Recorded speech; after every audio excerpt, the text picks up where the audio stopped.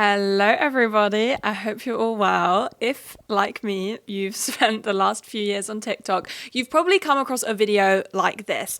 It's a perfectly lit area of the house. Some would even describe a pretty mundane part of the house, you know, like the fridge, the kitchen, a kitchen cupboard, the pantry, if you're lucky enough to have a pantry, and enters the scene a perfectly manicured pair of hands and clear plastic containers. Now, these videos tend to be absent of any music until this perfectly manicured pair of hands begins filling up these clear plastic containers with household goods. Anything, and I mean anything, can be decanted into a clear plastic container. Dried foods like pasta and rice, pre-cut vegetables and salads, already packaged items like fruit wind-ups and packets of crisps, flavored water, cotton up pads, washing up powder. Yes, washing up powder that already comes in a totally functional box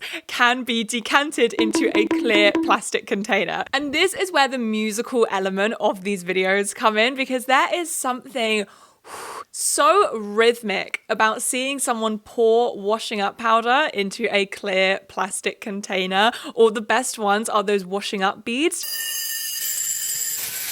Just the way that they tinker in their new home, and hearing the little thunk when they are stored in cupboards or fridges, it sends shivers down my spine. I would be lying if I said there wasn't something slightly hypnotizing about all of this. Restocktok is just one of the latest manifestations of organizational content. Within the last 20 years, when it comes to advancements of technology, the internet, social media, it is easier than ever to buy stuff. You can literally buy something online in under 60 seconds. It's easier than ever to just mindlessly consume, meaning that we are stuck with loads of crap that we do not know what to do with, where to put it, and it's stressing us all out. And Restocktok is just the tip of the organizational iceberg. I would describe Restocktok as more aspirational than guidance. I think most of the people that are watching Restocktok videos are watching it because they like the sounds and they find it very satisfying, not because they're planning on decanting their fabric softener into a clear plastic container. There are multiple books by Marie Kondo on how to organize and tidy up. Marie Kondo also has her own TV show,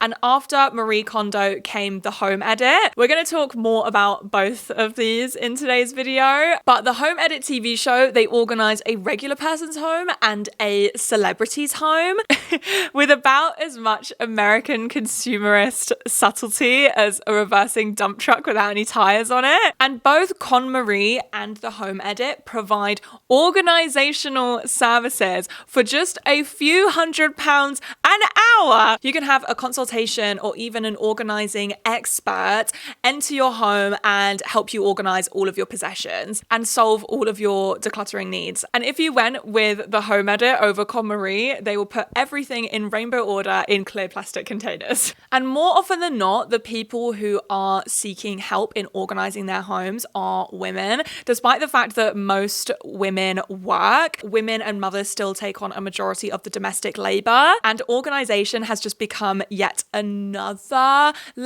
domestic labor for women to take on. And I think this extreme organization is another step in the evolution of the American and Western housewife. With social media and reality TV comes an increased visibility into areas of the home which used to be intimate and only seen by family and close friends. Kitchens, pantries, bathrooms, wardrobes, all within the last 10 or 15 years have become a backdrop for content or content itself. And now more than ever, the rich and famous are using their kitchens and pantries to separate themselves from the common folk. And of course, who is a better case study for this than the Kardashians? I think the Kardashians are like absolutely an embodiment of the American dream, and the American dream, it all comes back to consumerism. And just before we get into it, I would love to thank today's sponsor, Skillshare. You guys already know how it it is. I love Skillshare. I'm really, really happy to be working with them again because I genuinely love their services.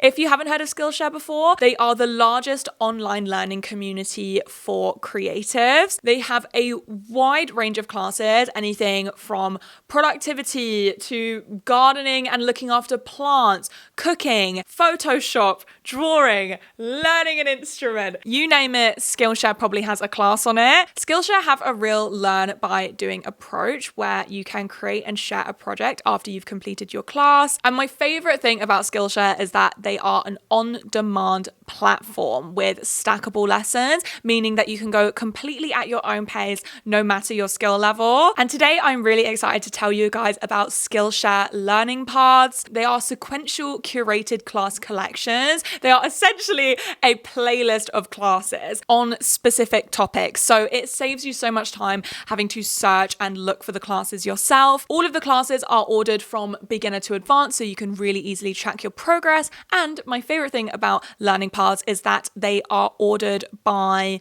subject rather than teacher. So you get a broad range of teachers who have completely different teaching styles, and I really, really love that. And speaking of organization, the learning path I'm currently taking is organization and planning for creative freelancers. Now, this learning path does not tell you to put everything into a clear plastic container in rainbow order, but as someone who I'm a freelancer, I work for myself, and I also have ADHD, organization is not one of my strong points, but this learning path covers everything creative organizing, from bullet journaling, organizing your creative space, organizing your creative business, organization to improve your productivity, and how to build the perfect brief. The first 500 people to sign up using my link in the description will receive a 1-month free trial of Skillshare. So make sure you guys click the link in the description, and thank you so much Skillshare for sponsoring today's video, and let's get into it.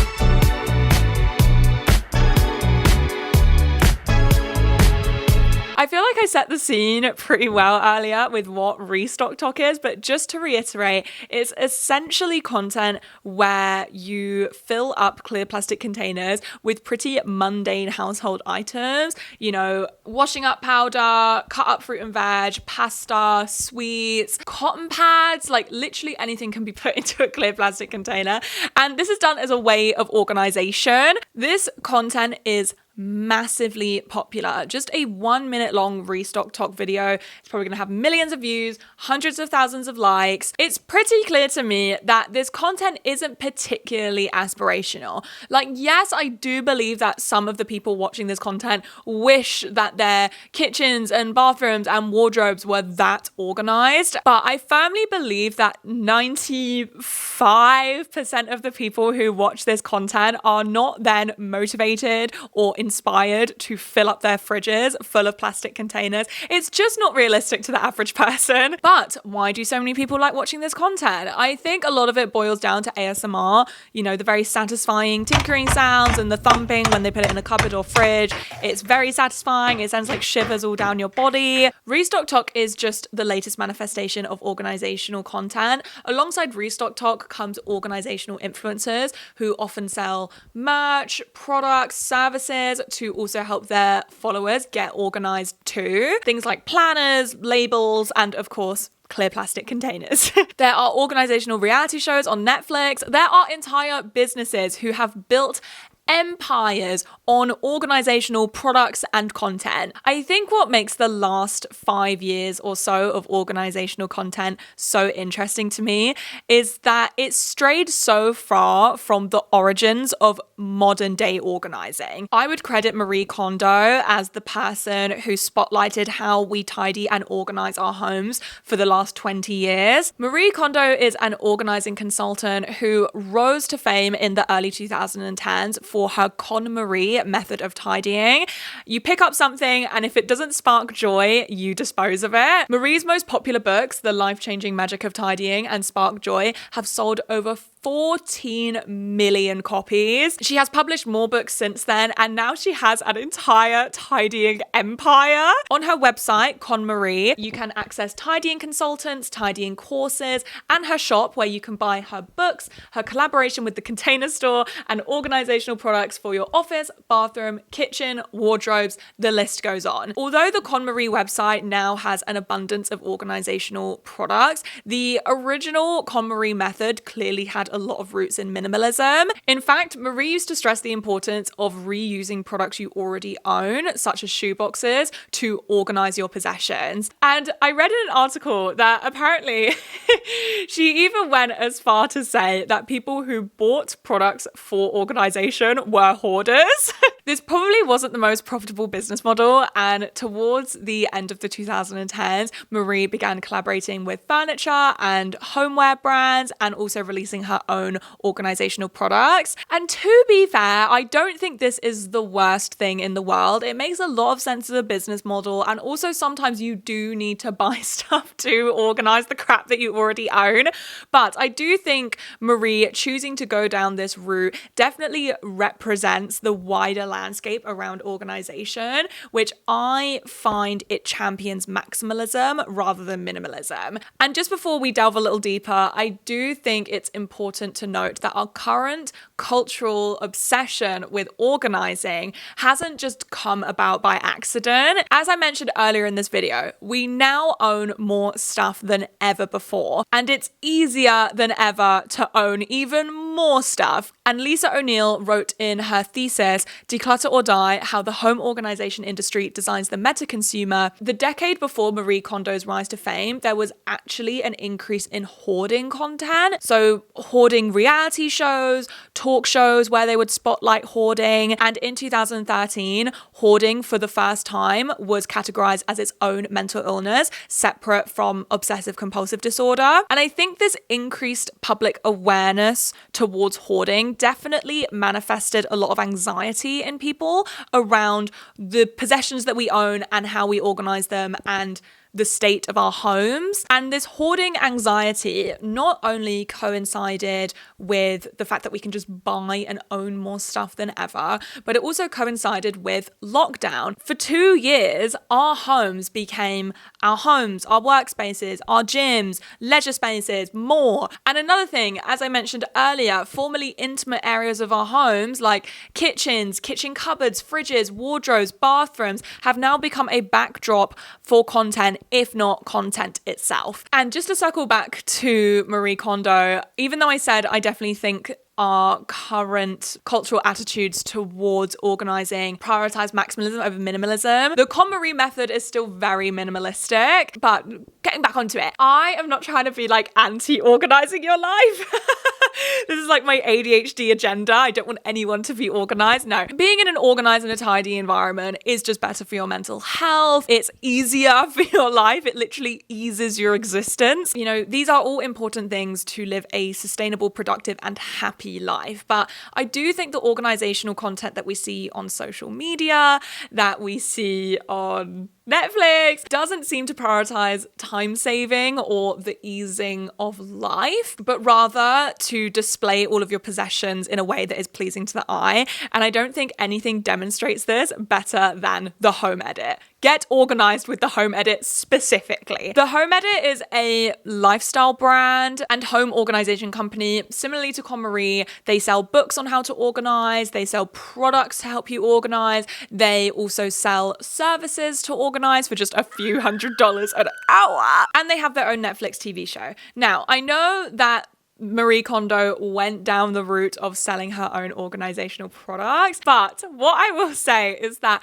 at least all the spaces that I see on the Marie Kondo TV show, on her social media, are all very minimalistic. And she does actually provide what I would describe as time-saving and useful advice. One of the pieces of advice she shared in an episode was that you should fold your laundry next to each other rather than on top of each other, so you don't have to go pulling apart and messing up your chest of drawers, for example. And at least the tidy spaces look nice. least they look nice.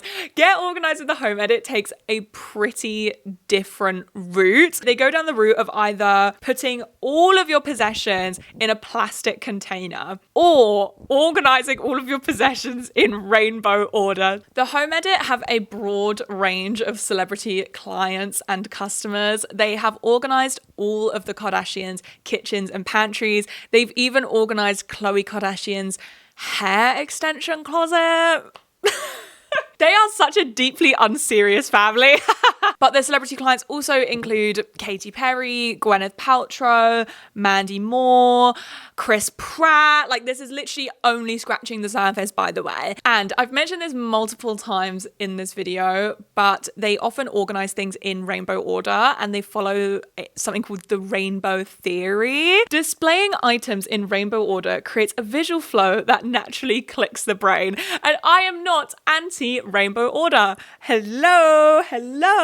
But I think like a little area of rainbow, cute. But then there's so much rainbow. If we talk about the TV show Get Organised with the Home Edit, it's presented and hosted by the two founders of the company, Clea Shearer and Joanna Teplin, who every episode they go into a celebrity home and a regular person's home or workplace and help them organise it. Some of the guest stars are Reese Witherspoon, Khloe Kardashian, Eva Longoria, and Neil Patrick Harris. Organisation aside, and I'm trying not to be harsh or mean because I feel like I'm really coming for the Home Edit's neck, but I would describe this TV show as honestly quite unbearable to watch.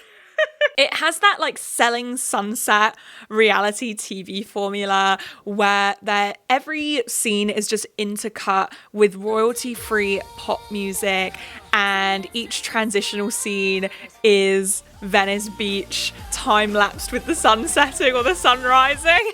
And the hosts, I just feel bad, but Joanna and Clea constantly talk over each other, constantly talk over their clients. It's so wild that the makeup you guys like dive into okay. this We're excited. mess. And clearly they are excited and they love their jobs, and I think that that's great. I love seeing people happy, clearly. They're clearly meant to be peppy and happy hosts, and who am I to judge, right? But the annoyance comes in when they literally don't let each other or their clients finish their sentences, and it was just unbearable. I could only watch one episode. I know Con Marie went down the path of selling organizational products, despite the fact that she apparently said that people who buy organizational products are hoarders.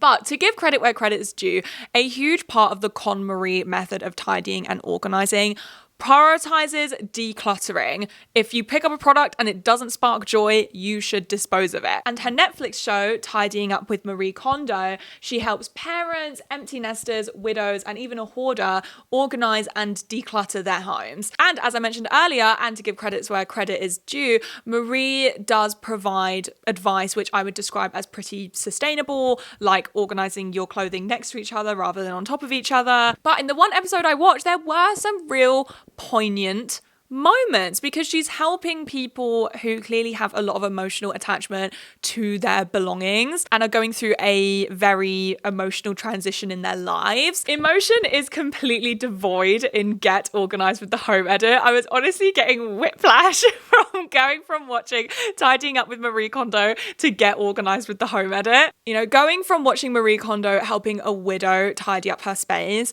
to the Home Edit helping Khloe Kardashian organise her infant daughter's electric car collection, or watching them organise Jordana Brewster's fridge, which was literally taller than her. Stairs in London, small fridge. Something about seeing rich people freezers, that's what gets me, seeing rich people freezers, because I live in a 1-bedroom flat and I have a freezer, but it's a drawer. Like, it's literally, I have one drawer. Something which did really make me laugh watching Get Organised in the Home Edit is like the gravity that they treat organising celebrity homes with. It's just objectively hilarious. Like, picturing these two, again, I'm sure they're lovely ladies, these two women getting stressed over Khloe Kardashian's hair extension closet. Like, They also refer to their organisational products, so like the clear plastic containers, as product. And I read an article which said it sounds like when a drug dealer is referring to drugs, or when like a hairdresser's putting product in someone's hair. They're like, okay, so we have to organise Chloe's merch, so we gotta get a lot of product in here. That's what they say. Get Organised with the Home Edit is such a perfect embodiment of American and Western consumerism that it nearly seems satirical. The decluttering process is nearly absent. Sometimes they do it, sometimes they don't. And even if they do decide to do a decluttering process, they very rarely push their clients to throw away things. Instead, if they get the slightest bit of pushback suggesting that they should maybe dispose or throw away something, they will just find another storage solution. So for example, there was one episode where this couple refused to part ways with their waist-high nutcracker collection. So instead, Joanna and Clea built a shed for them to keep their nutcrackers in. The Home Edit celebrates excess and people's possessions as long as they are organised in clear plastic containers and in rainbow order. Anything is fair game to display in the home. There was actually a YouTube video of Clea and Joanna where they were organising someone's pantry, and the point of contention was that they couldn't find a green cereal box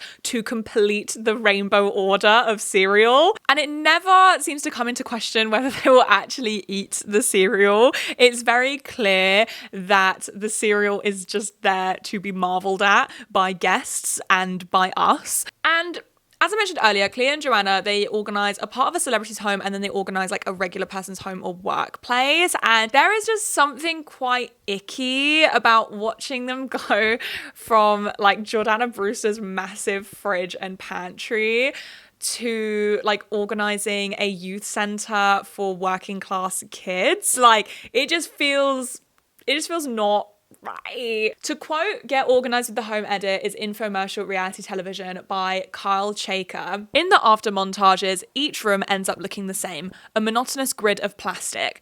Reality TV requires some kind of drama to succeed, however minor. With Condo, it was the cathartic decision to sacrifice some previously beloved object. But the biggest upset here is when Shira and Teplin miscalculate the size of the bins needed. It's the rare production that may have been better off on the short-form mobile streaming service Quibi, because there's only 10 minutes of meaningful content per episode. Condo's store and Shira and Teplin's brand ultimately operate on the same mixed message. Dealing with your stuff is easier if you buy even more of it. Get Organised doesn't engage with the problem of consumerism. There's no acknowledge of why clutter builds up or the anxiety that causes people to obsess over backstock.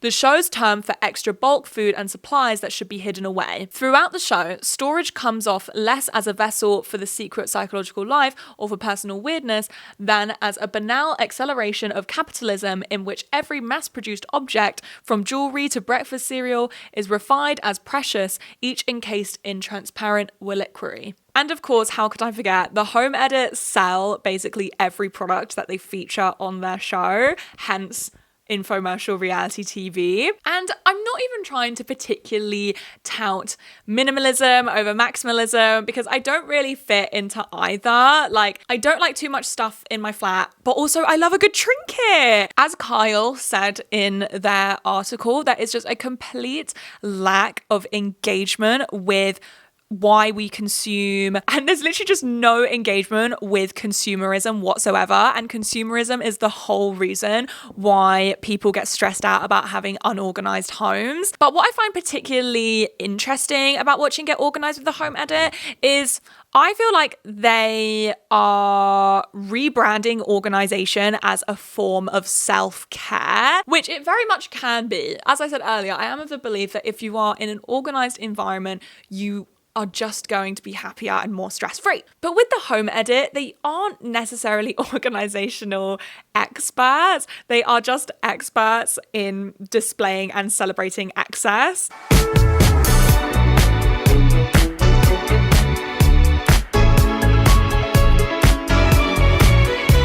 In the early 2010s, Yolanda Hadid's fridge was a pretty common drama-free talking point of Real Housewives. It was so popular among viewers that Yolanda ended up creating a Instagram account for her fridge at Yolanda's Fridge. Yolanda Hadid's fridge is made of marble and has completely transparent doors. It's also double the height of Yolanda herself. And at all times, you can see Yolanda's perfectly organized and stocked fridge full of food and drinks. I actually think it's pretty ironic that Yolanda Hadid's fridge has become so established when Yolanda is pretty infamous for restricting and controlling what her daughters eat. But anyway, I think Yolanda Hadid's fridge was just the beginning of the celebrity kitchen, fridge, pantry complex that we know today. Ever since MTV's Cribs, regular people have been getting more and more insight into celebrity homes. And since Cribs premiered in 2000, we have seen the likes of Vogue 73 Questions,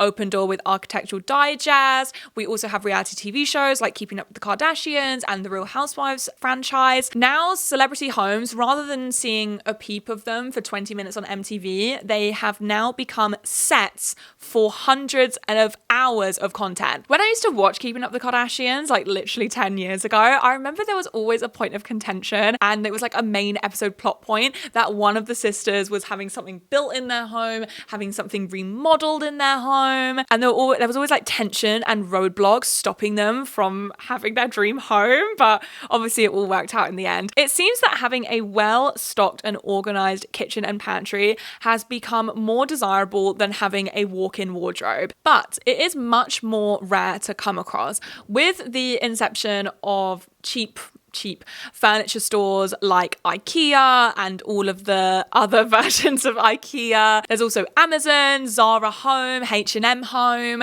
and also DIY content. Having a beautiful bedroom isn't necessarily easy, but it is a lot more accessible than it used to be 20 or 30 years ago. Unless where you're moving is furnished, a bedroom is a blank space. So if I just use my bedroom, for example, I live in an unfurnished flat, and when I moved in, the bedroom, it was literally just a square room, grey carpets, white walls, a built-in wardrobe, and some shelves. That was it. I then furnished it myself. I added a bed, a desk, a chest of drawers, a chair, and then I also decorated it. So I put little trinkets on my chest of drawers. I stuck up some posters. It wasn't cheap to furnish my own bedroom, but it was fairly accessible. I could literally jump on the internet and order stuff. But on the other hand, if we have a look at my kitchen, hard marble countertops, wooden cupboards, a metal sink, a metal stove. All of this stuff comes pre-built into your home. It feels so permanent that you can't actually imagine it never not being there. There is very little I can do to make my kitchen mine, apart from keep it clean and tidy and put like a few little cute pots to store my tea and sugar in. If I wanted to redo my entire kitchen, which I can't, by the way, because I rent, but if I did want to redo my entire kitchen, it would cost me tens of thousands of pounds. I would literally have to rip out everything in my kitchen and then buy new stuff and put it in, and also pay someone to do that all for me. And that's just my tiny little kitchen, which doesn't even have a dishwasher. The cost of building these celebrity kitchens alone, separate from how much the merchandise inside them costs, separate from how much it costs to run these kitchens, separate from how much it costs to sustain these kitchens, aka paying staff to keep them clean and organized for you, is already in the hundreds of thousands of pounds, if not millions. And I think this is exactly why all of a sudden celebrities have these insane, huge custom kitchens, because it's something that the regular person just cannot have. It's not attainable in the slightest. I think that we often refer to rich people trying to separate themselves from poor people as something of the past. Like, you know, when you read about royalty powdering their face with like really toxic chemicals to make themselves look pale, therefore they weren't outside working, therefore they looked richer. We think of that as something like completely of the past, or at least I do. I just think rich people just don't do it as blatantly anymore. I think it's in it's in pretty poor taste nowadays to say that you don't want to be like a regular person. And so much of celebrity currency comes from being likable, but an even larger part of celebrity currency comes from being aspirational and out of reach. Regular people have more accessibility to furnish and decorate their bedrooms, but you know what regular people can't do? Make their kitchens and pantries look like stores, which is exactly what all of the Kardashian pantries look like. All of the food and the products inside them look like merchandise, only to be admired and to never be touched. It's on such an unachievable realm that I don't even feel jealous about it. I literally just feel gobsmacked. I feel bewildered, actually. I cannot even begin to tell you guys the like flow of thoughts that go through my brain when I look at these pantries. Not only is it a blatant display of wealth to show people that you have enough money to not only have a completely customized kitchen and pantry, but also have enough money to fill it with so much food. But also it shows that you're wealthy in a way of you have the money to run it when it comes to electricity and energy, and also you have the money to sustain it when it comes to restocking on the food and also paying staff to keep it clean and organized for you. But also I was thinking, how much of this food do they actually eat? Because, and I'm not like cynical enough to think that they never ever touch it ever, and they never eat any of the food that's inside their pantries. But there is no way that Khloe Kardashian eats Uncle Ben's rice. And what is a bigger flex of wealth than stocking up on thousands of pounds worth of food that you don't even eat? And if we just pivot back to the organizational aspect of this video, as I've said many times, I'm not anti-organizing your life. I don't think organization is an inherent evil, but fully stocking our fridges and pantries and also buying gadgets for our kitchens like ice machines, robot hoovers, dishwashers. Fridges have Wi-Fi for some reason. I definitely think it's a wider symptom of the current place and position of the American and Western housewife, and that is that she is a consumer as well as a doer. And this obviously isn't me trying to say that housewives don't do anything. Oh my god, obviously not. It's actually the opposite. The housewife has evolved where now she is economically independent, which is a good thing, but unfortunately the average family now has to have two streams of income to support themselves. More often than not, mothers return to work, and despite the fact that in the UK, 45% of women are the breadwinners within their heterosexual relationships and households, women still take on a majority of the household work and domestic labour. An unfortunate side effect of the drive for women to work is that women now work what is referred to as a double shift, where they work their jobs during the day, and then when they get home in the evening, they take on a majority of the domestic and household labour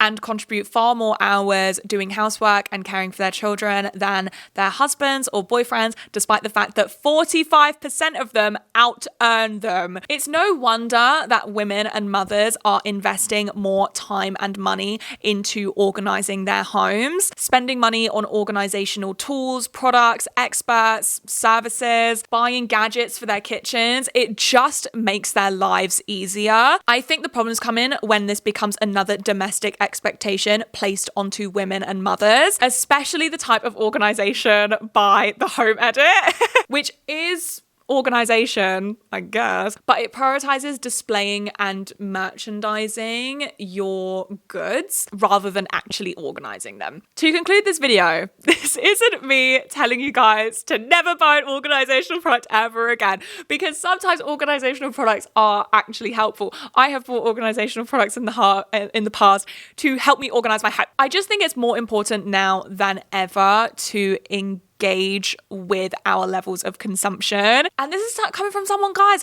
I am a consumer. Like, I literally am. Like, we all know here, I love fashion, I love clothes, I buy a lot of clothes, I do it all, secondhand and from small businesses, and ethically produced clothing, but I still consume, and buying things, it itches that little scratch in my brain. But as I mentioned earlier, it's so easy to mindlessly consume. It's just really, really important to just take a step back when we are going to buy an organizational product, for example, and really think about why we are buying it. Will this organizational product really help me organize my life, or is it going to gather dust and be really difficult to clean, for example? I've spoken about this in videos in the past, but just because when we throw away something and the bin man takes it, just because it's out of our peripheral vision doesn't mean it's just gone from the earth.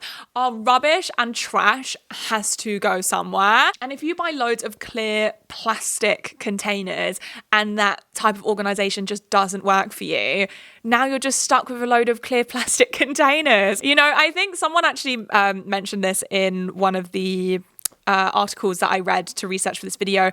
But I think something I have found whilst researching for this video, whilst engaging in all this organizational content, is that I've never felt more secure in the regular disorganization of my home, because the Kardashian level of organization, the home edit level of organization is just so far from my reach and from my own lifestyle that I'm just not even that bothered. And doing all of this organization in the first place, it just seems exhausting, and trying to maintain it as well, it just seems a lot more hassle than it's worth. But I hope you guys enjoyed this video. I actually had a lot of fun writing it. I feel like it started off being weird. Like I was like, organization, can I really pull a video out of this? But I'm really, really happy with this script. I'm really happy with this video. I feel like it was really succinct. But yeah, if you did enjoy this, leave a comment and like the video and let me know what you think. I really, really want to know.